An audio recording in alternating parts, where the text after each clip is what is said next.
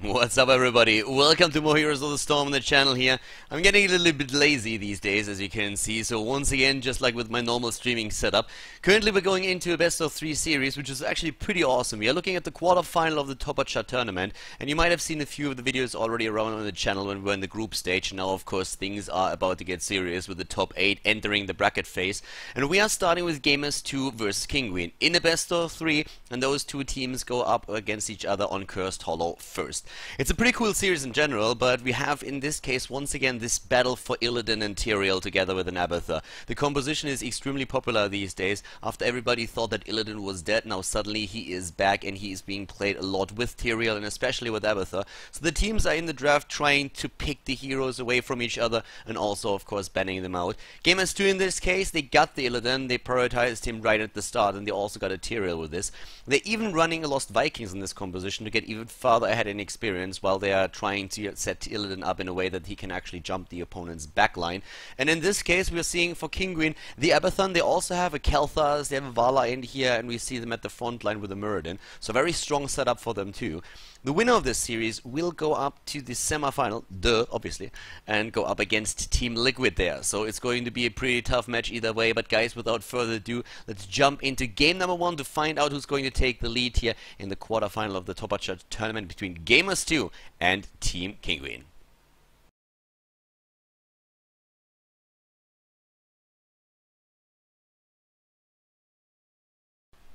Alright, everybody, welcome to our first game. It's the quarterfinal at the Topachat Tournament, and we have Gamers2 in a best of 3 series going up against Kinguin. To the left side, we're having Leo from Korea on Rega, Nika on Zagara, Shihu is playing Tyrael, Yuva is playing Illidan, and we have Bashek on Lost Vikings. To the right side of the map, it is Abathur played by Gadam Head for Kinguin, Neps on Uther. We have Snow currently on Khaldor, Muradin on played by Norok in Invidium playing Vala. So in this case, once again, I am on a clean feed. I actually have to show that real quick because we have to put the sound on, which kind of means that we are not having any control over what's happening in the game. So I have, of course, my most favorite observer in Heroes of the Storm once again, the French guy Kama. The guy is awesome, and he is observing for me because unfortunately we only have 2 observer slots in the game. That means that with the French organization hosting this entire tournament, only they get slots in the game, which is absolutely fine. We get a clean feed provided by them, and this is awesome. So thank you very much once again.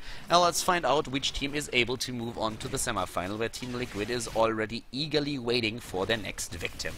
Down here we have once again this Illidan and Tyrael composition, and I'm absolutely loving it because it's so aggressive. They wanted to, of course, draft an Abathur as well, but Kinguin picked Abathur away. They picked Uther away because they were very well aware of what exactly Gamers2 were trying to do here. So in this case now we have even the Lost Vikings playing. Eric, Olaf and Belok are in the game. Bot lane is being pressured hard with the tri-lane on the side of the Polish team. Juve, Leo and Shihu are there and try to just like jump in. And jumping in, that's what we're seeing, especially then later on level 10. Because we have an Illidan together with the Tyrael. And Illidan is actually like really interesting because for the longest time after the patch, people were saying, Illidan, you can't play him anymore. You can't. His unstoppable frames are gone, his metamorphosis is not as good anymore, and suddenly people started to play Illidan again and realized that the guy is still damn good. You just have to play him a little bit different. You can't YOLO as hard as you did before, but you can still like move in and do a lot of damage if you play him correctly and just like wait a bit before you jump in, and that's exactly what they're doing. Nika, of course, on his Zagara up at the top lane. Zagara these days more oftentimes getting a solo lane just because she alone is already able to push targets back and win the lane for herself.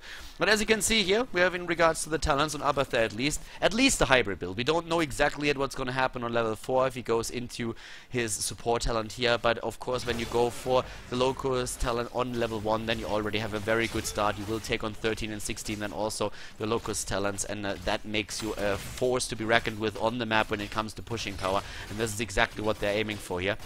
When we're looking at the Lost Vikings, we have on level for now Eric the Swift taken, which is currently the standard talent for the Vikings. And Vikings as well as Abath are absolutely amazing on this map for multiple reasons, but one of them is actually that you can soak experience. This, on the other hand, is a very different story. Leo moves back as Shihu jumps on the spot, but Nuruk is there to go with Abatha, and in Vidum and Nepsa rotating in there as well. Nobody gives a shit about that tribute at the bot lane. Everybody is going for that camp, but Vala dies first, gets a bolt into the face from somewhere. Somebody was hitting that. Oh, the kill against Illidan, that living bomb that we saw by Khaldor is just a bit too much. But down here, Nuruk might die as well. No, he jumps away. Even got a bit of Abathur support here in the last second. And yeah, that was actually like pretty sweet. So they get the tribute as well. And all of a sudden, we are seeing Gamers2 in a 1-level lead. At the weekend, well actually not at the weekend, just like 2 days ago, we had the WCA Europe qualifier, and both Kinguin and Gamers2, they lost. They were not able to advance, which was a bit sad for both of the teams here. But in the case of Gamers2, it was especially hurtful, since in a lot of the matches that they played against strong teams like Alternate Fancy, they had the problem that they were way ahead, and then in the late game through 1 or 2 fights, and all of a sudden they fell behind and lost those matches. So I don't think that they are going to be that they're very happy with this, and we are most likely going to see them in a very aggressive fashion today. And so far they've been exactly proving that they are trying just to win this game here, and of course advance to face TeamLiquid later on. For now, we're having on level 4 probably Shadow Wolf taken here, since the level 1 talent is the reduction on mana for your chain heal. In the case of especially the Vikings, we have still spin to win on 7. And interestingly enough, if you think about Vala, in this case we're having Manticore on 4 and Rancor on level 1, so it's an auto attack build that Vala is using here. And it kind of makes sense if you think about which heroes she's up against. If you go for a multi-shot build, it's of course great that you can basically hit all of the Vikings later on, but the arrow build wouldn't really make a lot of sense, since the arrow would just divide the damage between all of these buddies that you have on the map, and in the case of the Vikings, that's not really what you want to happen. But if you go for multi-shot, the problem is you just like divide that damage too much. And the chain heal on Rhaegar is very, very strong. And of course, when you're up against Tyrael and Illidan that are trying to jump the backline, you want to have direct damage that you can use here to really make a difference. Abathur on level 4 went for the additional talent for the attack speed, and that's probably something that he's going to use mainly for Vala later on, if he gets that opportunity. With Manticore and Searing attacks taken, that attack speed can really mean the difference about winning and losing a team fight. Down here to the bot lane, Nika actually had to move back for now. Had to be a bit careful. Switched lanes with Zagara here. And to the top lane, you can really still tell that the Lost Vikings are soaking experience everywhere. And so far, it doesn't seem like Kinguin picked up on the fact that the boss is currently being taken. So this boss is probably going to surprise them a bit. They might suspect that there's no hardcam on the map, so I'm not quite sure what they were thinking. Neps was already trying to see what's going on there, but with that boss suddenly barreling down the bot lane, it's starting to look a bit grim for Kinguin, at least when it comes to this fort over here.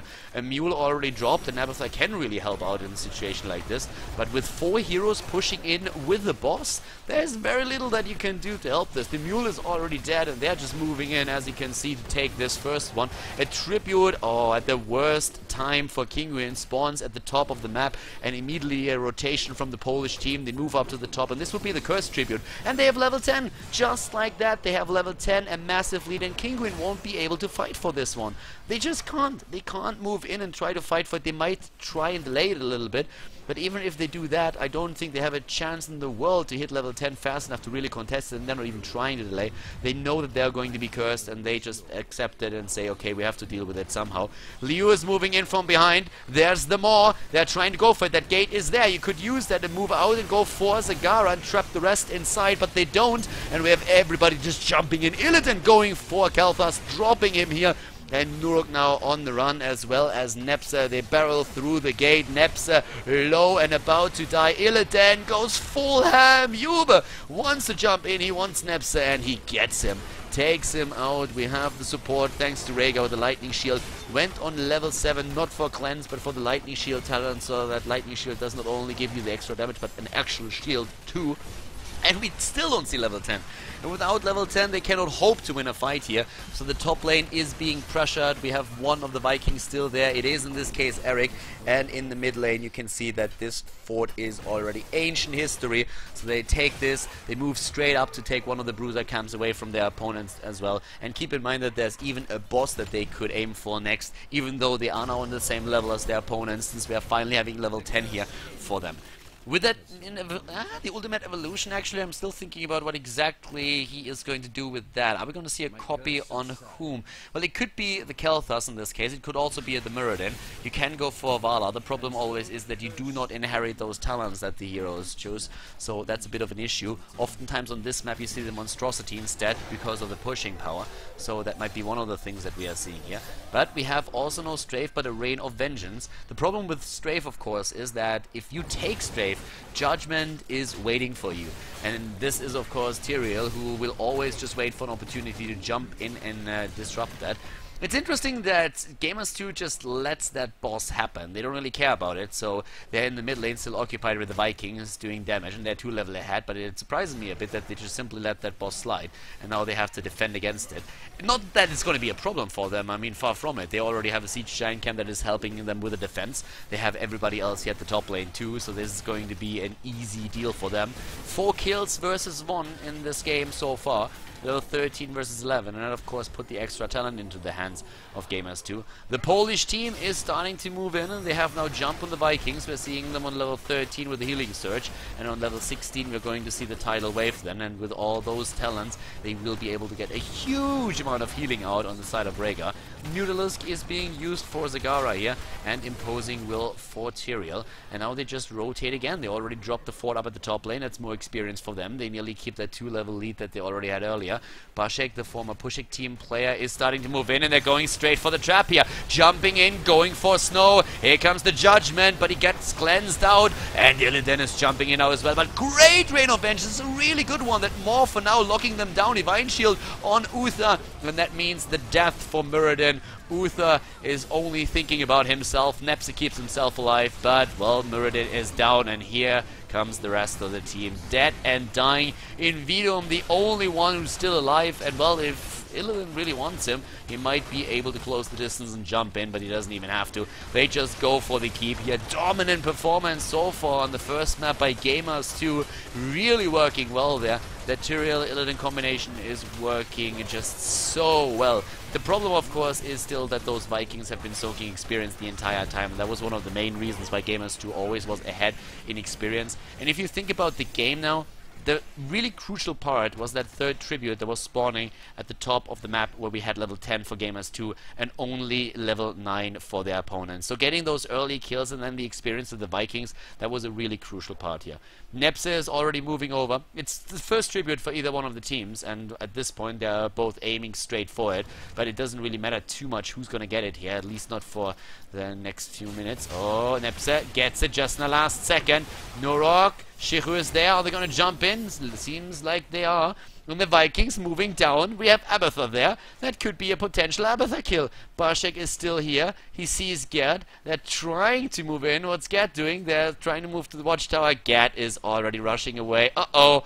Uh-oh. Oh, the pebble flies. And in the last second, Abathur is gone. And just like that, the rotation over to the boss camp. They're moving in for the boss and trying to go straight for this one. And at this point, of course, it's going to be another boss for the team. Or is Norok able to jump on the spot? He can actually. Oh, the Maw for now delaying him, and they get the boss. Nice. The Maw also blocking Nepsa. He was trying to squeeze past, and he managed to do that in the end, but still, now he had to use his Divine Shield early. Khaldor is already down, as from behind we saw the Vikings move in. A great Judgment, taking Vala out, helped, of course, by the Longboat here now as well. And Nepsa is going down too. Very tricky scenario here for Kinguin. They are currently only with 1 kill in a very tricky spot, since they have just reached level 13 and they're up against the level 16 talent on the side of Gamers2. So the Polish team moving in with a double blood for blood. They also have now the tidal wave on Rhaegar for the extra heals. Of course, Abathur was trying to go into that split push build, but it is way too late already. 12 minutes in, and Gamers2 mercilessly making their way over to the core. They want to end it right now, and why not? They have a boss fighting with them as well, and this core is just gonna get dropped. No chance for them to do anything about it, and just like this, the 1-0 lead in the best of 3 series at the quarterfinal of the Topachat Tournament for Gamers2. Gamers2 the victory on the first map, so they take the lead in the best of 3 series. Very solid work here by them, great performance of course. And now Kinguin is down 1 map, and actually like the last few days both of these teams have been struggling a bit, not only at the WCA qualifier but at other tournaments as well. Gamers2 at least at the last DreamHack coming in second, and of course they have ambitions to be the best in Europe, so they really want to put the works in right now. And they are going up on Haunted Mines against Kinguin again, so Kinguin deciding on Haunted Mines here, and this is of course a map where especially the early game matters, and that heavily influences the draft. So whereas on a lot of the other maps you see very standard drafts with prioritizing kind of the same heroes, or at least the same type of hero, Haunted Mines always just like screws everything up. On this map, early game is absolutely what you need. Sylvanas is oftentimes banned or even picked early on. We have Zagara with a high priority, and we're seeing heroes like a Topachat, for example, coming into play here as well. So once again, a pretty awesome game here to watch. Haunted Mines in particular is just so super aggressive that we most of the time have very, very fun matches here. And Kinguin has to win 2 in a row now if they want to advance to the semifinals. So let's find out together on Haunted Mines if they are able to do that.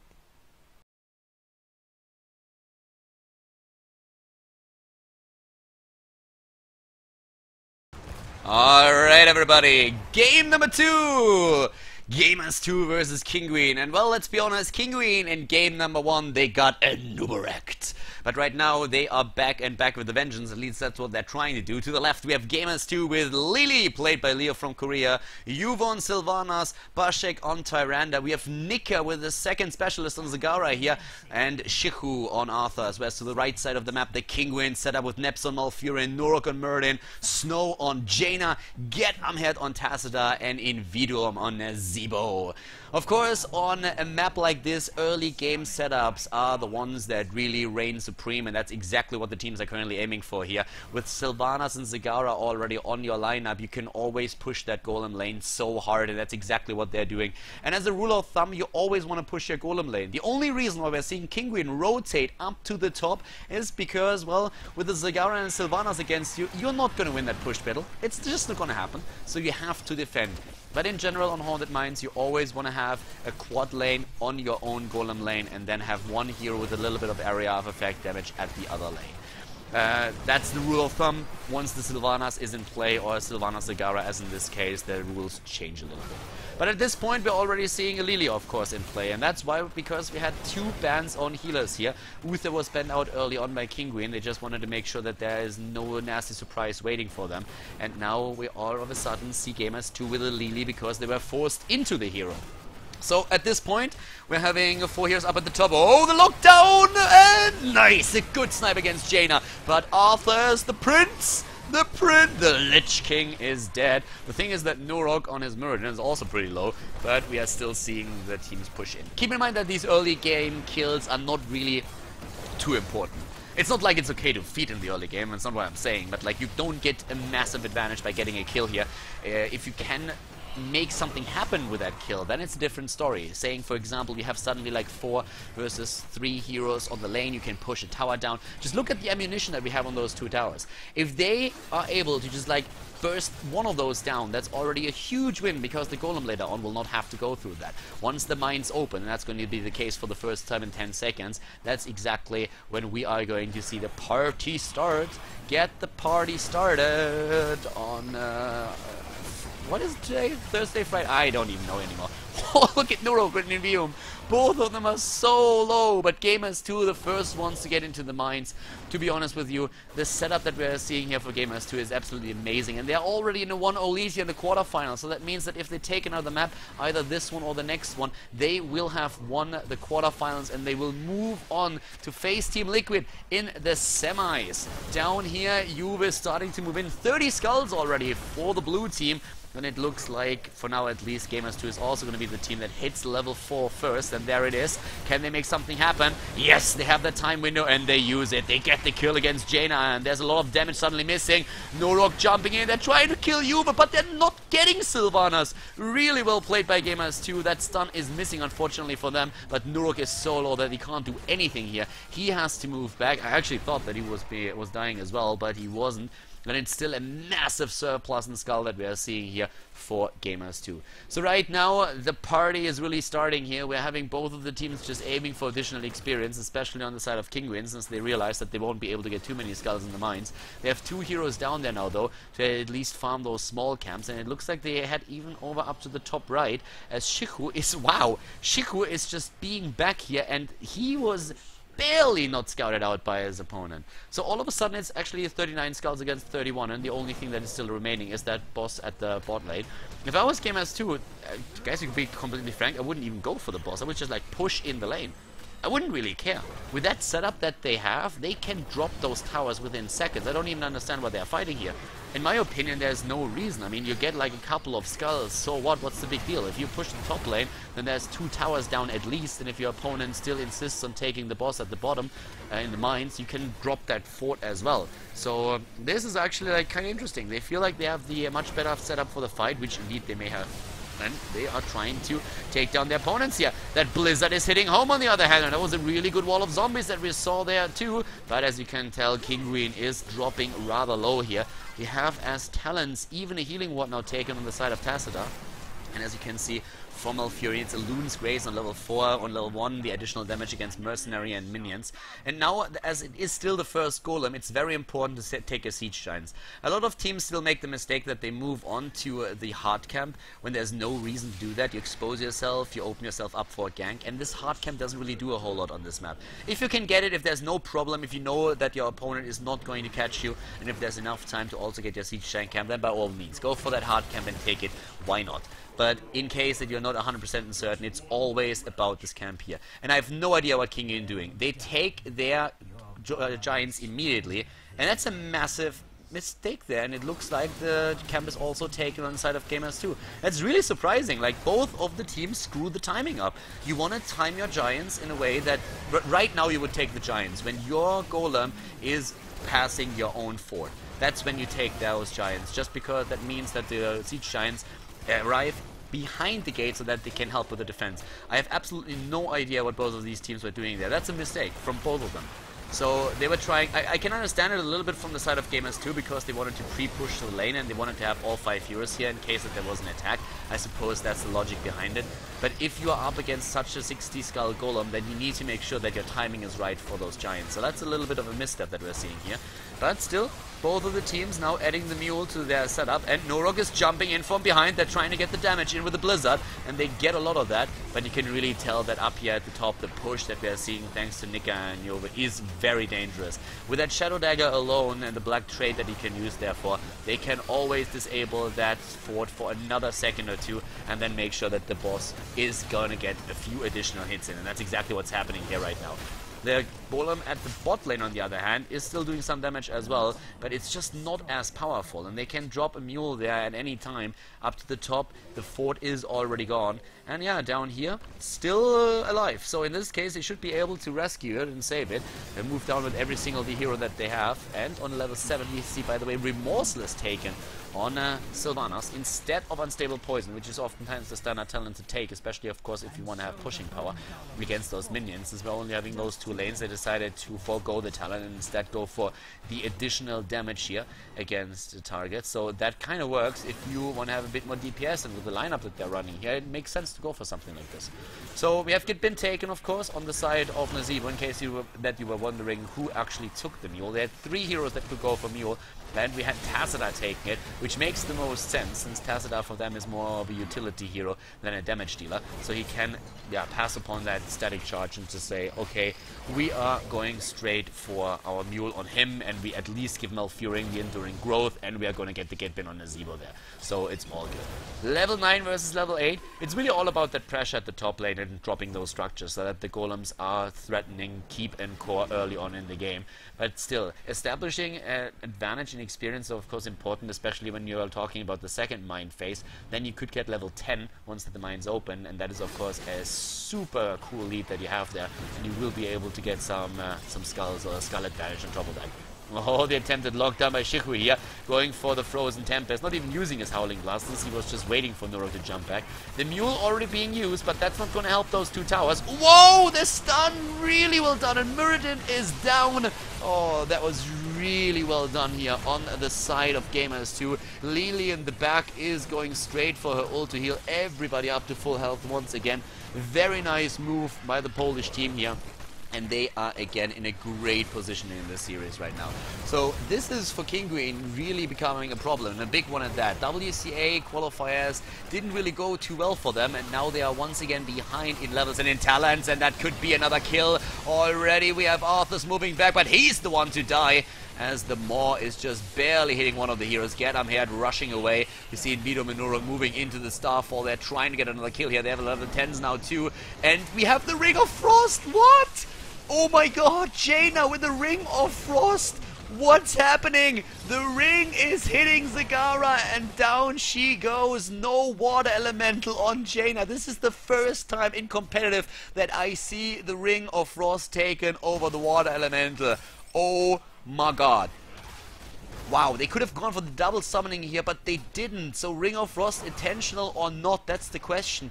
With the Ring of Frost, it's always, if you hit it, if you get a good one off, then it's great. The problem is that it's so much harder to hit a good Ring of Frost than just simply using your Water Elemental and using it against an opponent. That's the big argument that's always made for the Water Elemental. It is just very easy, it's very stable, it's the safe option, it's the safe talent to take. The Ring of Frost really requires you to get a perfect setup, basically. If they can, for example, lay a trap at the bottom of the mines and then catch 2 or 3 heroes with the Ring of Frost when they are all coming down, then you can get a lot of value out of this one, but that is a surprise. That's a big surprise, yeah, I have to admit. I mean, like this I did not expect at all. Cindergosa is being used as well, and with that we could actually see that being put into use in just a second. Yeah, and there it is!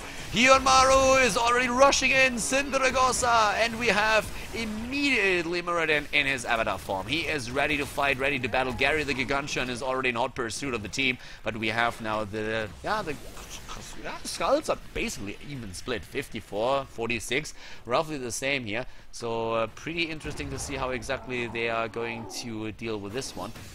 In the case of Kinguin, because the problem that they're going to have is they need to defend their keep right now. I don't think that they can push the bot lane, and if we see a defense of Gamers2 and not a push, then they will be able to take this one down. Snow actually is unhorsed here. He needs to be careful. Nika is moving in, but the ring value, the Maw is there too on the other hand, and that's a problem. Ring versus Maw, and guess who's going to win this one? Snow is gonna die. Well, at least if Bashik hits the stun, which he doesn't. Where's the owl? Owl to the face, and there it is. Alright, get ult, son! But the fort at the bot lane is now falling, and I don't think that they are going to be able to save this one, not even with a mule. So they are starting to just move to the top lane to pressure this one in. Let's see how exactly they're going to use this. We have right now the boss rushing through the wall and taking down tower number 1. We're having also the rest of the team just applying a bit additional damage, but they don't want to overextend here. They know that Jaina is going to be back in another second, and they don't have a talent lead yet, so instead they just rush over to the siege giants, take those 2, and that is a big blow already to Kinguin with this. So the boss is still active, moving down to the bot lane. Like, he has actually like a really easy life right now. Nobody's really taking notice of him. Nobody really cares. Yuva is finally moving in. The boss is able to maybe even go through the wall. Well, I kind of doubt it. The mule here. Wally is repairing the wall. And we're having the boss also dropping. But yeah, level 13 is going to hit very soon for Gamers2. They're currently 5 kills versus 3 in a pretty decent spot there. But I am very interested to see how exactly they are using their level 13 talent. I don't think that they have a chance to use the timing window to get a fight in because, well, let's just face it, Kinguin is going to hit the next talent in a second as well. But for now, it's really curious to see that Gamers2 hasn't really taken advantage of the pushing power that they have. Like, they have such a strong push lineup with the Sylvanas and a Zagara, and they haven't really put it to use yet. At the beginning of the game, they started to push that lane in pretty hard, but then later on, they were more going for those passive moves. And now we have Tacita with a Shrink Ray that he can always use against, let's say, Arthas, for example. We're seeing also the Ice Book for Nazebo, finally a talent that he can use to save himself when he's in trouble. And Jaina most likely going for the improved Ice Book as well. She lost Sprint, so this is the safest talent that he can get for now. Relentless on Arthas, not really a surprise. Overflowing Light on Tyrande, duh, what else would you take? It's a great talent to have, and you can't really give up on anything else. I mean, yes, you could take a sprint, but why would you? That Overflowing Light is absolutely amazing, and if you're running Lily, then you want to have that extra heal. Lily, by the way, focusing on the Blinding Wind build, and that is pretty cool, because you can get a lot of value out of that Blinding Wind. The additional targets on level 1 if you want, or you go for the increased duration. Then you have also, I mean, it's a great build if you want to have, like, especially if your opponent is having a lot of auto attack heroes. It works against the Archon, of course, as well as against the Muradin. And now they are starting to move in at the bot lane, but the mines are opening, and once again, the first ones in the mine, it's Gamers2. They just jump in with those, and that is going to be all that they need. Here we are. They're starting to, like, force them back. They just wait for the skulls to spawn. But here comes once again Kinguin. They're rushing in. Where's that Ring of Frost? There it is! Ring of Frost value! We have a kill! Yes, against Zagara. Zagara dead, and Shihu about to die, but getting healed, and then he coils himself. And just like that, he is starting to gain hit points again. And there's also, of course, Tyrande with a quick heal. Where is that? They're trying to keep Shihu alive, but the stun and the blizzard and the wall of zombies. Kinguin, the value ring is there. Hashtag worth it. So they are moving in and starting to take the skulls right now. And all of a sudden, Gamers2 is the one in trouble. Because they are still level 14 versus 14. Both of the team lost a fort. Yes, when you look at the top lane, there's an additional tower that that Gamers2 was able to drop. But besides that, there's not much else. And now they're going for that move that I expected a long time ago, just starting to push in. I expected that earlier already, when we had in the first mine phase, Kinguin go for the boss. They had an opportunity to drop that fort, or at least the wall, before Kinguin did anything, but they decided against it. And right now they're trying it without Zagara, by the way. It's only Sylvanas, Tyrande, and Lily, so not really a lot of massive damage heroes that they're using in this case. We're seeing level 15 versus 14, and just look at the strength of that golem. Red team's golem, 98 skulls. Hell yeah, that's something. 98, that's 100 minus 2. Math on stream. Achievement unlocked. Hell yeah. So, they have to defend. I mean, there's nothing else that they can do. This boss at the top lane, the 2-skull golem is not going to do a thing, as you can imagine. So down here, the entire team is rotating over. Kinguin, they want to press the advantage now. They want to take a keep. They want to take the keep and move in and try and take it here. And they should be able to get it. There's the wall of zombie and Gary being used as well, pushing them back. And just look at that, another talent already for Kinguin. They have all the trump cards in their hands now. An additional talent, a massive boss pushing in, and everybody is just like going for the kill. Can they maybe land another Ring of Frost? It's ready again. Here comes already Cindergosa. They're having Starfall used now too, and Shihu is about to drop. Wow, how on earth is Arthur still alive? Nika, on the other hand, moving back here, not getting trapped for too long. Pretty cool more that we saw from Nika as well. That definitely helped, but the keep is down. That boss didn't care about anything else, but went straight for the structure and dropped it immediately. So just like that, they're starting to move in, and they are, of course, trying to drop the core now too. They still run that advantage. There is no level 16 on the side of Gamers2. It's a 1-0 lead for the Polish team, but they might lose this one, and then they have to fight on the third map. The kill against Arthur's is basically already sealing the deal. They are trying to go for another one, and they get Lily just like that, and a quick root dropping the third target. And this is going to be game, ladies and gentlemen. There is no way in hell that Kinguin is going to lose this now. Not with the boss barreling down on the core, and we have a tie in the series. We'll see game number 3 between Kinguin and Gamers2 here at the Topachat Quarterfinal. Kinguin tying the series up, well played. Gamers2 in this game not able to make it, so all of a sudden the series is tied, and the last map is going to be Tomb of the Spider Queen.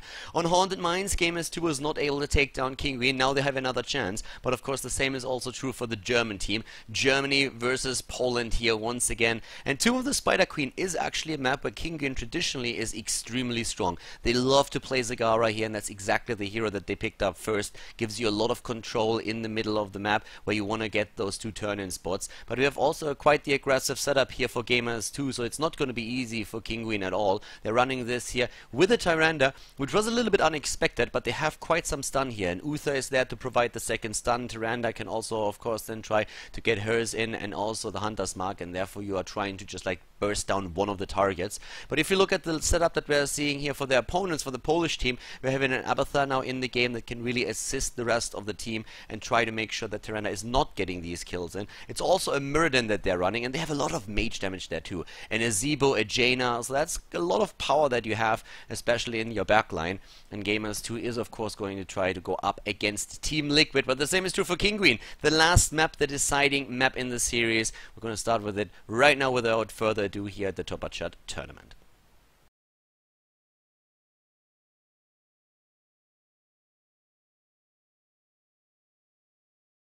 Game number 3, everybody! The final map. It is Tomb of the Spider Queen, which is awesome! And we have Gamers2 versus Kinguin. We have to the left side, Leo from Korea on Malfurin, Bashek on Zebo, Jovon, Jaina, Nika on Abathur, and Shiku on Muradin. The Penguins to the right side with Nepsa on Uther, Nurok on Nubarak. Snow this time on Zagara after he misclicked his Jaina in the last game and used the value ring. Invidum on Vala and Get Amherd on Tyrande. But it was actually kind of funny. The ring in the last game, I asked them after the match and they said, yeah, that was a misclick. Like, apparently Snow likes to play the ring every now and then when he uses Jaina. But yeah, it was definitely not intentional. They got a lot of value out of the ring though. I mean, the water elemental was probably a little bit sad that it wasn't used there. But on the other hand, the water elemental is basically seeing action every single game. So it might have been kind of happy that he got a bit of a break there. Could visit maybe some family, like, I don't know, something along those lines. Either way, at this point, we are currently seeing, again, in the bot lane, Zagara, and Zagara already being attacked more or less by Nazebo. Nazebo together with, mine build on Abathur, look at that. That Abathur, of course, would have really loved to support one of those melee assassins, but we already saw an Illidan ban from Kinguin, since they realized that this is something that Gamers2 might maybe do here. Kinguin actually like immediately counter-picking once that they saw the Abathur, saying like, alright, Uther is ours, there's no way you're gonna get like an Abathur, Uther, Butcher setup, or maybe like even with a Thrall or something. It doesn't really matter what kind of melee assassin you run. If you have those two bad boys, you can do some very nasty things. So they simply took Uther away, they banned out Illidan, and now we are seeing a mine build, a toxic nest build on Abathur, which is going to be pretty fun. An auto attack build, by the way, for Vala, again with Rancor already taken here, and we're seeing with Zagara great good rotation here. But yeah, Zagara at the bot lane is of course going to try and just like put that presence on the map that Kinguin is always trying to establish on Tomb of the Spider Queen in particular. They're always trying to do exactly that, and they're very, very good with it, since you can control those two turn-in points. It has actually been, for like the longest time, they've never really lost on this map. I feel the first team that was able to take them down here was Rocket, and that was after Kinguin had the sickest win spree ever on Tomb of the Spider Queen. So they are going to try and use exactly that familiarity with the map and to take the series and advance to face TeamLiquid in the next round. Yes, in the next round we're going to see a best of 5 between the winner of this game, of this series, and TeamLiquid. The Spanish Inquisition, they show no mercy, and, well, they are pretty much undefeated. There was like a tournament just recently, it was like a smaller online tournament where they lost against Na'Vi, but there was also shortly before DreamHack happened, so they didn't really show all their skills there because they knew that they would probably face Na'Vi there as well. Nice move against Snow! Look at that! Somebody just got outsmarted. Thought he could get the Bailings in, and Bashik and you were just ready to zone him out with a good wall of zombies. Not even trying to trap Zagara, but just basically saying, alright, either you walk to the left, then we got you, because you move right into that blizzard then again, or you move to the right and try to escape through the gate, then you run into the wall of zombies, and then the blizzard's gonna hit you anyways.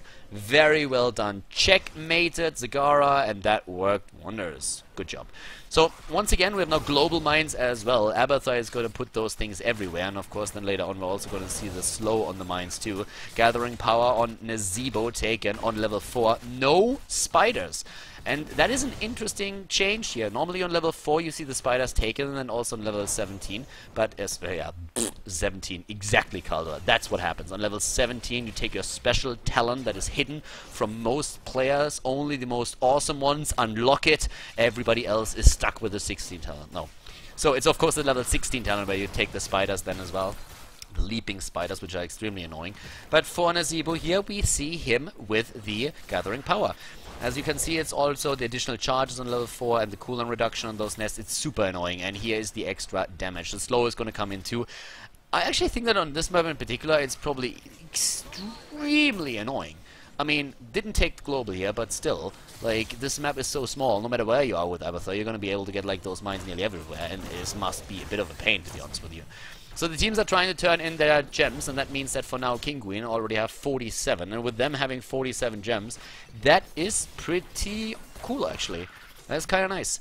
It's also interesting to see that we have, in regards to builds, a Conjurer's Pursuit on Jaina on level 1. That Snowstorm is pretty much what you see most of the time these days, unless you go into the Arcane Intellect. But a Conjurer's Pursuit is not really taken for a lot of the players.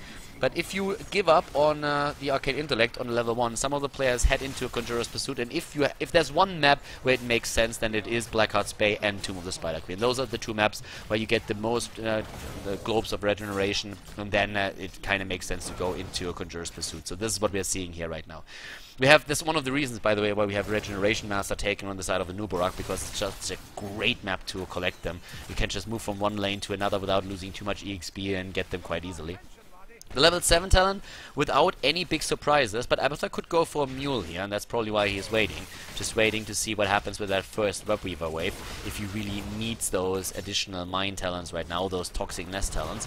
And yeah, Kinguin is starting to put some pressure onto Gamers2. The Polish team here in blue needs to move back, and especially Shichu has to be kind of careful, since he's the one with 27 gems. They should not lose those.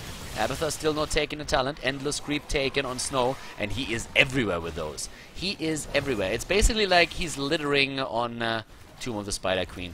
You always feel like there's someone who has to clean all that crap up before the next game starts, and I really don't want to be him or her, because I would be very annoyed. Think about it, like there's creep everywhere, and then you know the next match is going to happen in like 5 minutes. You have 5 minutes to clean the entire map. That must be a pain. So I'm not quite sure who's going to do that. I hope that I have a couple of cleaning robots for it. But if they don't, then that's definitely an issue. So for now, Shichu moves in, and 33 gems could be turned in, and that would be, well, they can actually get a turn in. If they're able to turn all of their gems, then that would be an easy one as well. But right now, it looks more like we are having, again, Gamers2 contested in that attempt, as Kinguin is just basically everywhere. But even with the Web Weavers on the side of Kinguin, it's Gamers2 who's ahead in experience. They just soaked better. And there's a little bit of a graphic error that we just saw with that Tyrande ability. But down here, Nurok had to jump away. And yeah, it's a slight lead in experience. It should be the exact other way. It should be actually like a much bigger experience lead for Kinguin. Oh, wow. And Shichu just barely getting away there. 36 gems. Yeah, you better run, buddy. Because if you have a problem, if you go down, then your allies have a problem. Going for the Reverberation build against the auto attack Vala, but still adding the Piercing Bolt on level 4. And we're seeing, by the way, the Bed of Barbs on Nurok, which is of course also great if you want to stun targets out that are trying to channel in those gems.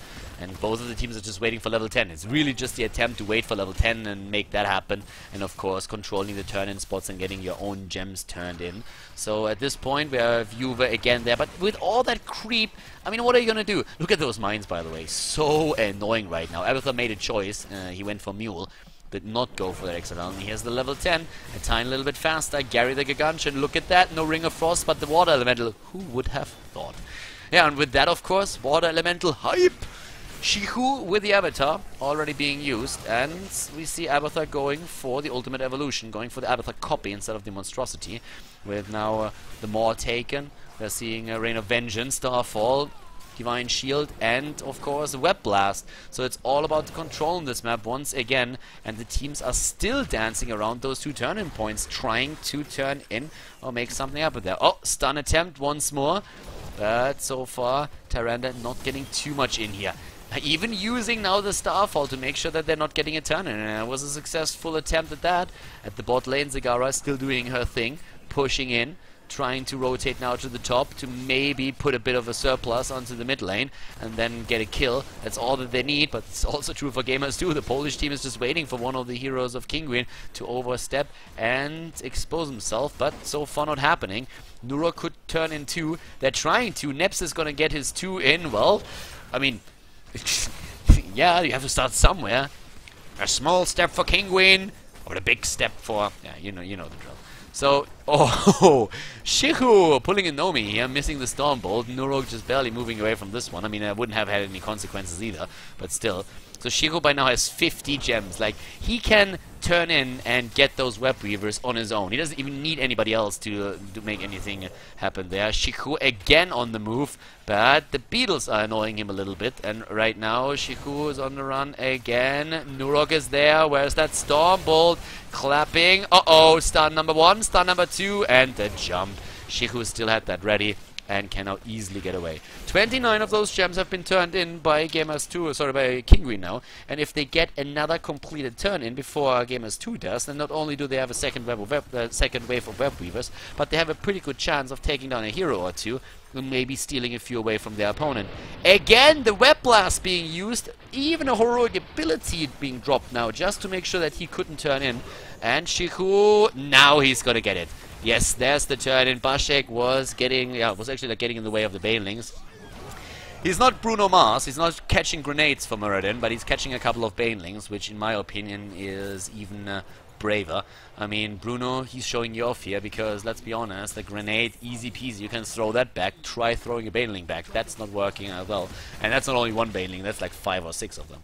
So, we have Juve moving straight in together with Bashik now in the mid lane, as we have the Web Weavers already descending, and these two bad boys want to make sure that they are pathing the way, taking down the first tower, the second one as well. Leo is rotating over too. At the top lane, Vala is trying to deep push against the Web Weaver up at the top, and I think that's not going to be too difficult for her with the searing attacks, but the problem is that down here they are losing a lot, and this is going to be level 13 for Gamers2. They are looking very good here. Down goes the fort, the rotation is happening again. This time they move into the mid lane, but the Web Weaver is already gone. But they still are close to the level 13 talent, and there it is. And with that talent lead, they might be able to drop at least the wall. Maybe more than that. I mean, if they can get both of the towers, that would already be a victory. But if they can get the fort, that would be amazing. Doesn't look like it, though. We see currently Muradin saying, like, alright, it is Burning Rage for me. We're going to use that, and then we'll be able to dish out a bit more damage. It is the next to life seed, also Enduring Growth that we're seeing, by the way, on level 7 and level 13 now for Malfurion. Nazebo went for Sprint in this case. No Ice Block or anything.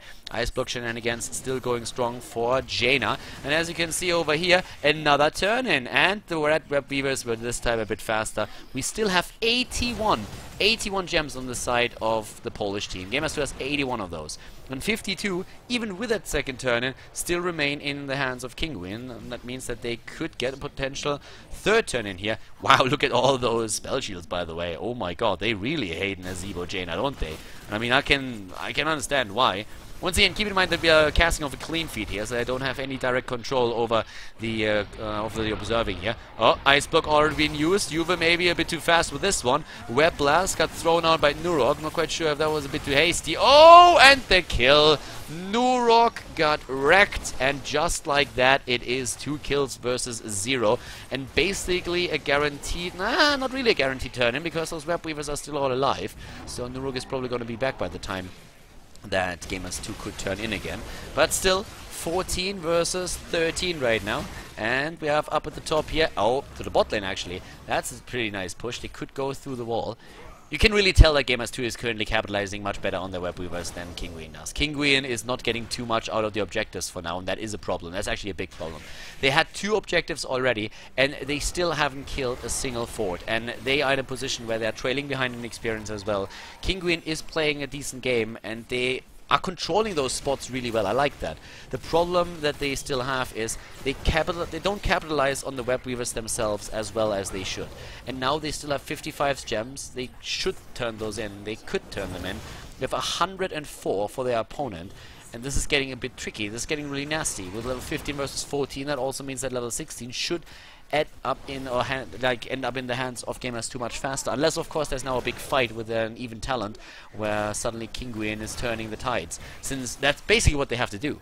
I mean, they have to do something here right now, and they're trying to use that Bruiser Cam to make it happen. Pushing in the mid lane with it, and now engaging in the stun combination, the attempt at least against Bashek. More into Web Blast. That doesn't work anymore. That bug abuse was in the alpha, and I don't think that they were trying to abuse a bug, but yeah, that was pretty bad, to be honest. That was bad communication there. I guess, like, Zagara didn't realize what was happening, was a step away from getting into range for the Maw, and then we had Nurok already throwing out his web. But the team coordination in these fights is not really working for Kinguin right now. They played a really strong game earlier, but in this match in particular, they are struggling a little bit. I mean, I don't know what you guys think about that, but I feel like it looks a little bit chaotic at this point. Like, they seem to feel the pressure here for sure, and that's not good. They really need to just like calm down for a second, take a breather, because this game is not lost yet, but they are starting to fall behind, because, well, Jaina is turning in now, and just with that we're going to see another Web Weaver set descending, and this is the second one now for the blue team, for the Polish team, so it's not the end of days, but the 16 talent is a big problem, and that's something that they have to face right now. Well, I mean, we have even so much transference now taken. Shihu has Burning Rage for a reason, and that means that as long as he moves on creep and just walks and is not mounted, he is taking down those particular, yeah, all of those additional, like, tumors as well. Now, Furin, of course, is also pretty great for that. But just like that, they have a massive lead in the game, a 1.5 level advantage already. And they are just moving in once again up at the top lane now to drop another fort, whereas at the bot lane we already had a bit of pressure there. One fort down, second one, third one actually falling now too. And just like that, a 2-level lead for Gamers2, and they are in a great position, in an absolute magnificent position to win this best of 3 series. But Kinguin, they shouldn't give up yet, because they still have a chance. And if they go and chain their stuns like this, they definitely can get a kill here, and that's all that they need to do. The problem is they are very hesitant to engage into a battle, and you can't blame them for that, since they do not have the level 16 talent. Without that talent, they should not fight here. The level 16 talent is one of the strongest in the game. Adrenaline boost even being used for the extra movement speed increase, and that's of course not only great if you want to escape, but also if you want to chase somebody down. But yeah, right now this is a very, very tricky scenario for Kinguin. It's not going to be an easy comeback if they want to start one here. They still have quite a lot of gems though. They can get another turn in, which would be great, but they need to finally capitalize on those. They already had 2 Web Weavers. Like, think about this for a second. Both of the teams had the same amount of Web Weavers descending. Both of them had 2 waves. And we are seeing not a single fort alive anymore for Kinguin after Gamers2's last wave. And Kinguin had 2 and didn't drop an... Like, they didn't even drop a fort. Like, not even one. And right now they are rotating, and both teams have enough gems to get a turn in. Both of them do. But we need to have level 16 right now for Kinguin if they want to make something happen here, and that's exactly what they're trying to. And of course, Gamers2 is attempting to turn in before that happens, and it looks like Shihu is going to make it work. Yes, there it is. Nurok engages, but it's a second too late, and he gets blown to pieces. No, he's not. Divine Shield is there. Web Blast used, but Root and Nurok dead. Bashik gets away. Oh my god, like with that sprint that he had, he got away. And Leo, after he was saved from the web, just heals everybody up with a quick tranquility. Gamers2 is in a commanding lead now. They get the Web Weavers in again, and they are aiming for a keep now. They're trying to take a keep down, and this is exactly what they're now trying to do. So we have up at the top lane the Web Weaver pushing, at the bot lane and in the mid we see exactly the same. None of them is too far behind. All of them are up at the forefront. And nice stun into Root, and the drop against Tyrande after Nurok is still down. This keep is going to fall no matter what. The Web Weaver actually, like, well, what exactly is that wave supposed to do? Like, seriously, buddy, are you drunk? You had one job there, Web Weaver. One job, and not even that. Like, seriously? Alright. But the keep is dead. The keep is down, and they can rotate now into the mid lane and try to do the exact same thing over here. And this is, of course, what they are going to attempt to do. At least go through the wall. Every structure that you take down now counts. And with them closing in on level 20, whereas we just now have level 16 for Kinguin, they are looking at an amazing spot here. Gamers2, they are under pressure after the latest results. They know that, and they wanted to make sure that they have a good showing here, and so far they are looking quite strong. They are about to take out Kinguin. If Kinguin doesn't make a comeback now, Kinguin has to do something. They have a lot of talents that they can use for that. The Web Blast and the Maw is actually great. If you hit several like different heroes with that, you can really section off 2 to 3 heroes from the rest of the team. You just make sure that you have also someone who can just jump in, get the stun, then you drop a target and you turn it into an early 4 versus 5. The setup is all that really counts here. You need to have that early setup at the beginning of the fight, and Tyrande can really help you to drop a target there. The mines, by the way, are so annoying on this map right now. Now that we have Abathar with their Toxic Nest build, the drop against Mirrodin is exactly what they needed. Here we go. Now we're talking. There comes the stun. Finally, they're starting to put the work in. The Abathar copy, a triple more right away. They can use the setup. Look at this stun. Oh my god, Tyrande getting the perfect one of 3 heroes down. Yes, Zagara is dead as well, but who is giving a crap? I mean, yes, 1 hero down, but that's a 1-for-3 trade. They can use the web weavers now, and that's exactly what they're doing. This is what we've been waiting for the entire time, and they are making it happen, and they're even going for the boss, or at least they were trying to, but they were a bit too late. Blizzard changed that in the last patch. You don't really have like this extra period of time or the delay between the boss disappearing after you turn the web weavers in. So right now you have to do that immediately, and they didn't really get that off properly. But we have still a level 20 talent on the side of Gamers2, and that last fight, of course, that was extremely important for Kinguin. They now have, in this case, still no level 20 talent, but at least they are on level 18.5, closing that gap in experience, because let's face it, earlier we even saw a 3-level lead at some point on the side of Gamers2, but Kinguin is starting to make a bit of a comeback here, or at least they try to make it happen, and for that they have to use the web weavers again. Jaina and Malfurion are not back yet. They are now back in the game, but they are not with the team yet, so they can still make this work. Web Blast is ready now too, and we have also the Rain of Vengeance back to business. Every structure that you take down right now counts. Every structure that you take down, it's all experience that we're gathering here. That's all that they need to do. That's all that they want to do. It's also a lot of gems that were, of course, lost in the last attempt here. So 29, 30 gems are still available to Gamers2, but that's it. We have the top lane still being pressured a bit. They might not be able to take down those towers, but the bot lane at least is going to lose a few structures. Good cleanse against the Stormball. It was a really important one. Good job by Nepsa here. Great cleanse. Gerd is therefore safe, at least for now. The bot lane is still being pushed. At the top, they couldn't do too much, but this fort is gonna fall, and that's even more experience right now. Half a level. That's what they need to reach the final comeback. Well, not the comeback yet, but the final talent, of course, that could lead them into a comeback. That's what I wanted to say.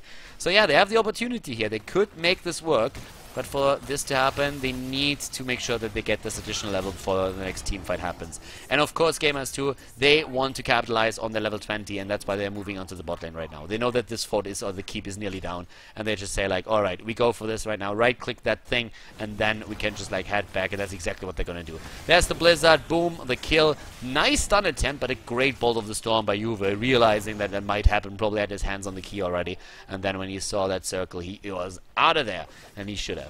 So, right now, there is an attempt. They're going into the mid lane here to get additional experience with that hard camp. We're having also them still wandering around up at the top, especially Zagara. Camp taking at the bot. The problem here still is that it's 2 keeps that they lost. They lost 2 keeps, but they have level 20 now. And that's a rewind. Could have gone for the double rewind here. We're probably going to see redemption. You can take redemption while you are dead already, while you're still in ghost form, so you are not really forced to take redemption immediately. And sometimes in the battle it can be better to go for a storm shield. So when that happens, you might choose a different talent. That's why a lot of Uther players actually wait for a long time until they pick their heroic ability on level 20, just because they do not have to. You can wait until you die in the fight, and then while you are in ghost form, it's more than enough to use redemption here. Benediction was, of course, a 16 talent. I didn't really mention it, but I think it's, of course, in this case, a bit obvious. You kind of need to go for that. The only other talent that you could have taken is Imposing Presence, and we don't see that too often level 16 unless you're up against a lot of auto-attack damage heroes, which in this case, we are not seeing. So, the damage on Jaina and on Zebo is definitely real. 52 additional gems are in the hands of Kinguin. They could use those, but the problem is they could also use a bit of a deep push at the bot lane, where we are seeing those giants move in. If Gamers2 gets another turn in, that would be bad. That would be really bad. And Gamers2 has nearly enough gems for that. They actually move up to the boss at the top, and they get spotted immediately. Nurok is there, the rest of the team is heading over, and Gamers2, they give it up.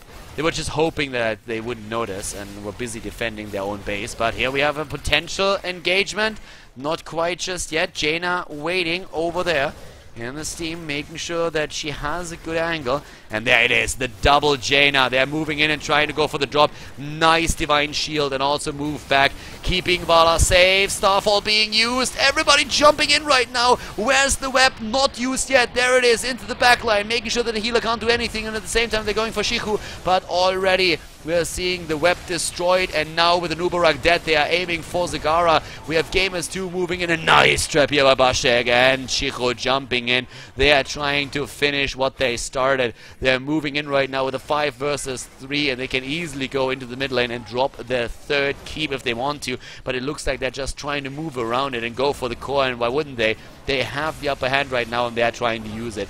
They go in, the only heroes that are still alive in Vidum, Get Amherd and Nepsa on Uther, Tyrande and Vala. They might get a kill against Murden, though it's close, but they don't get the damage in. So the attempt of Gamers2 is still ongoing. They're trying to drop the core, and they're putting everything into it. 16 seconds on the Nubarak, but the core is already down to 50%. Good Storm Ball against Tyrande. Where's that additional stun? They don't get it in yet. Uber dying! Leo dying too. Well, not quite, since the game is over. Gamers2 takes it with a 2-1 against Kinguin here and advances now to the semifinals to face TeamLiquid. Tomb of the Spider Queen ends in favor of Gamers2. The team able to clench out a 2-0 victory against Kinguin. Very well played here. Great performance by them, and they are of course now moving on to the semi-final, where they will face TeamLiquid in our next video here on Khaldor TV. I hope that you guys enjoyed the quarterfinals. If you did, make sure that you give the video a thumbs up on YouTube, and if you're new to the channel, hit that subscribe button. If you have any questions, you can always post them in the comments. And thank you very much for tuning in today, guys. Hope you enjoyed the show, and I'm going to see you next time with more Heroes of the Storm. Have a good one. Bye bye.